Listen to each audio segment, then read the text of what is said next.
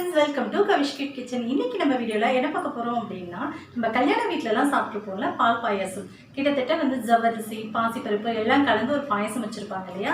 So அந்த பாயாசம் தான் இன்னைக்கு நம்ம எப்படி செய்யறதுன்னு பார்க்க போறோம். ரொம்ப டேஸ்டாவும் சூப்பராவும் இருக்கும். கண்டிப்பா நீங்க செஞ்சு பாருங்க. ஓகே, நம்ம வீடியோக்குள்ள போறதுக்கு முன்னாடி இதுவரைக்கும் நீங்க நம்ம சேனலை சப்ஸ்கிரைப் பண்ணல அப்படினா கீழ தெரிய ரெட் கலர் பட்டனை அழுத்தி சப்ஸ்கிரைப் பண்ணிக்கோங்க. கூடவே வர பெல் பட்டனையும் பிரஸ் பண்ணிக்கோங்க. சோ தட் நான் எப்பலாம் வீடியோஸ் போறேனோ உங்களுக்கு தவறாமல் நோட்டிஃபிகேஷன் வந்து சேரும். சப்ஸ்கிரைப் மற்றும் இலவசம். வாங்க வீடியோக்குள்ள போகலாம்.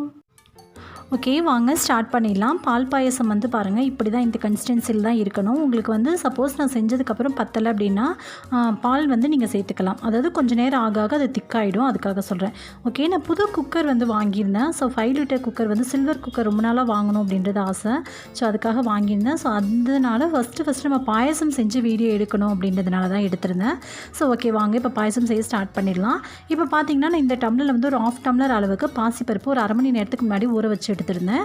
அதிலே வந்து 1/4 கப்புக்கு குறைவாக வந்து ஜவ்வரிசி ஊற வச்சு முதல் நாள் நைட்டே ஜவ்வரிசி ஊற வச்சுட்டேன். பாசிப்பருப்பு வந்து 1/2 மணி நேரம் ஊறினா போதும். ஜவ்வரிசி ஒரு நாள் நைட் ஃபுல்லாக ஊறியாகணும், அப்போ தான் வந்து நல்லாயிருக்கும். ஸோ இது ரெண்டையும் சேர்த்துட்டு மூழ்கிற அளவுக்கு தண்ணி சேர்த்துட்டு வேக வச்சு எடுத்துக்கலாம். ஸோ நீங்கள் எந்த கப்பில் அளக்குறீங்களோ சேம் அதே கப்பிலே எல்லாமே அளந்துக்கோங்க.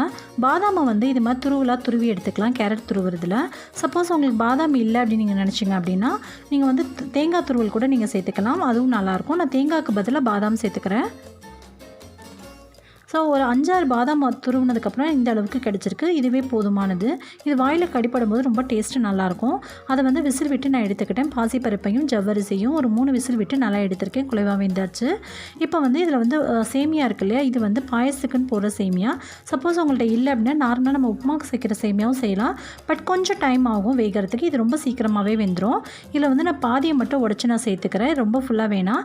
ஆல்ரெடி நம்ம பாசிப்பருப்பு சேர்த்துருக்கோம், அண்ட் தென் ஜவ்வரிசி சேர்த்துருக்கோம் இல்லையா, அதனால் இது நமக்கு பாதியே இதில் போதுமானது. பாதி இன்னொரு டைம் செஞ்சுக்கலாம் அப்படின்னு சொல்லி எடுத்து வச்சுட்டேன். ஸோ இதையும் வந்து நல்லா சேர்த்துட்டு நல்லா கலந்து விட்டுட்டு கொஞ்சம் நேரம் அடுப்பை பற்ற வச்சு நம்ம வேக வச்சுக்க போகிறோம். சேமியா சேர்த்ததுக்கப்புறமே பார்த்திங்க அப்படின்னா கொஞ்சம் போல் தண்ணி சேர்த்துக்கோங்க. தண்ணி சேர்த்துட்டு நம்ம அடுப்பில் வச்சு கிளறிட்டே இருக்கணும், இல்லை அப்படின்னா அடிப்பிடிக்க ஆரம்பிச்சிடும். அந்த சேமியாங்கிறப்போ கொஞ்சம் லேட்டாக அடிப்பிடிக்கும், ஆனால் இது வந்து உடனே வந்து ஒட்டிக்க ஆரம்பிச்சிடும். ஸோ அதனால் நம்ம வந்து கைவிடாமல் கொஞ்சம் கிளறி விட்டுட்டே இருக்கணும். இது ரொம்ப சீக்கிரமாக வெந்துடும் இந்த சேமியா. இப்போ வந்து ஒரு 3 ஏலக்காய் நல்லா தட்டிட்டு உதுத்துட்டு இது கூட சேர்த்துக்கலாம். நீங்கள் ஏலக்காய் பவுடர் இருந்தால் கூட நீங்கள் இது கூட சேர்த்துக்கலாம். கொஞ்சம் நேரம் கூட அடுப்பை வந்து விட்டுட்டு நகர முடியாது, உடனே அடிப்பிடிச்சிக்க ஆரம்பிச்சிடும் இந்த சேமியா சேர்த்ததுக்கப்புறமா. அதனால் பக்கத்தில் இருந்து ஒரு 2 நிமிஷம் கிளறி விடுங்க, நல்லா வெந்துடும். இதுக்கப்புறம் நான் வந்து ஒரு 1/2 லிட்டர் அளவுக்கு பாலில் வந்து சேர்த்துருக்கேன். நல்லா திக்காக காய்ச்சிட்டு சேர்த்துருக்கேன். கொஞ்சம் சுண்டை வச்சு காய்ச்சி எடுத்து வச்சுருந்தேன். அந்த பாலை நான் இது கூட சேர்த்துருக்கேன். சேர்த்துட்டு நல்லா கைவிடாமல் கரைச்சி விட்டுக்கோங்க. நான் ஒரு 2 நிமிஷம் பொங்க வந்ததுக்கப்புறமா நம்ம சுகர் தேவையான அளவு சேர்த்துக்கலாம். நீங்கள் இதுக்கு பதிலாக வெல்லமும் சேர்த்துக்கலாம், பட் வெல்லம் சேர்க்கும் போது கலர் வந்து ஃபுல்லாக சேஞ்ச் ஆகிடும். ஸோ அதுக்காக தான் வந்து நான் சுகர் சேர்த்துருக்கேன். நாட்டு சர்க்கரையும் சேர்த்துக்கலாம், பட் நான் வந்து இன்றைக்கி வந்து சுகர் சேர்த்து பண்ணியிருக்கேன். ஆல்ரெடி நம்மளோட நிறைய பாயசம் வெல்லம் சேர்த்து நான் பண்ணி காட்டியிருக்கேன். ஸோ இது வந்து சுகர் சேர்த்து பண்ணுற காரணம் வந்து நம்ம கல்யாண வீடுகளெல்லாம் இது மாதிரி தான் சுகர் சேர்த்து தான் செய்வாங்க.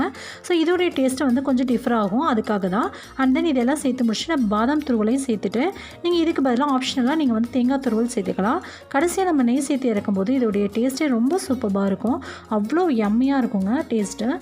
ஸோ நீங்கள் அதுக்காக வந்து கொஞ்சமாக வந்து நெய் சேர்த்துக்கோங்க, ஒரு 2 ஸ்பூன் அளவுக்கு. கலர் வந்து கொடுக்கணும் அப்படின்றதுக்காக லைட்டாக வந்து ஒரு பிஞ்ச் அளவுக்கு நான் குங்குமப்பூ சேர்த்துருக்கேன். சப்போஸ் நீங்கள் கலர் வேணும்னு நினச்சிங்கன்னா எல்லோ கலர் கூட சேர்த்துக்கலாம், இல்லை அப்படின்னா நீங்கள் வந்து வெல்லம் சேர்க்கும் போது இதோட கலர் டோட்டலாக சேஞ்ச் ஆகும், அந்த கலர் ரொம்ப சூப்பராக இருக்கும். இப்போ வந்து இது கொஞ்சம் வந்து ரிச் டேஸ்ட்டு கொடுக்கணும் அப்படின்றதுக்காக கொஞ்சமாக வந்து சாஃப்ரான் சேர்த்துட்டு குங்குமப்பூ சேர்த்துட்டு நான் வந்து இறக்கியிருக்கேன். அவ்வளோதான், நம்மளுடைய சூப்பரான பாயசம் ரெடி ஆகிடுச்சு. பாருங்கள் இந்த கன்சிஸ்டன்சியில் இருக்குது. இது நல்லா ஆறி வந்ததுக்கப்புறம் கொஞ்சம் கெட்டியாகிடுச்சு அப்படின்னா நீங்கள் பால் சேர்த்து இதை சர்வ் பண்ணிக்கோங்க. அவ்வளோதான், ரெடி ஆகிடுச்சு. லைக் பண்ணி ஷேர் பண்ணுங்க, மறக்காம சப்ஸ்கிரைப் பண்ணிக்கோங்க. Thank you so much for watching this video. So bye.